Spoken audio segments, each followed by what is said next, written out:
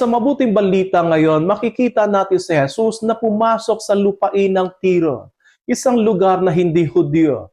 At doon siya ay nilapitan ng isang babaeng hentil na may anak na sinasaniban ng masamang spiritu. Lumapit siya kay Jesus nang may pagpapakumbaba at buong tapang na nakiusap para sa kaniyang anak. Kahit na tila malamig at mahirap ang unang tugon ni Jesus, hindi siya umatras. Sa halip, lalo niyang ipinakita ang kaniyang pananampalataya at pagtitiwala sa awa ng Diyos. Ang tila matigas na tugon ni Jesus ay hindi upang itaboy ang babae, kundi upang ihayag ang lalim ng kanyang pananampalataya. Nang sabihin ng babae na kahit ang tuta ay kumakain ng mga mumong nahuhulog mula sa hapag, ipinakita niya isang pusong mapagpakumbaba, ngunit hindi nawawalan ng pag-asa. Hindi siya humingi ng pribilehiyo, humingi siya ng awa. At dahil sa pananampalatayang ito, ipinagkaloob na Jesus ang kagalingan sa kanyang anak.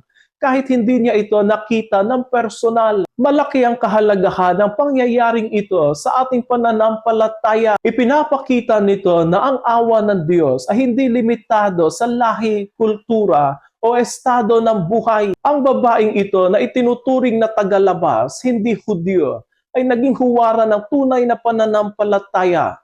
Isang pananampalataya marunong magtiis, magpakumbaba, at magtiwala sa kapangyarihan ng Diyos sa gitna ng hirap at pagdurusa. Sa ating buhay, madalas din tayong lumapit kay Jesus na may mga mabibigat na pasanin, mga problemang tila wala ng solusyon, mga panalangin tila wala ng kasagutan. Ngunit inaanyayahan tayo ng mabuting balita ngayon na huwag sumuko. Tulad ng babaeng hentil, manatili tayo matatag sa ating pananampalataya. Kahit pakiramdam natin ay malayo ang Diyos. Sapagkat sa tamang panahon, ang awa ng Diyos ay darating.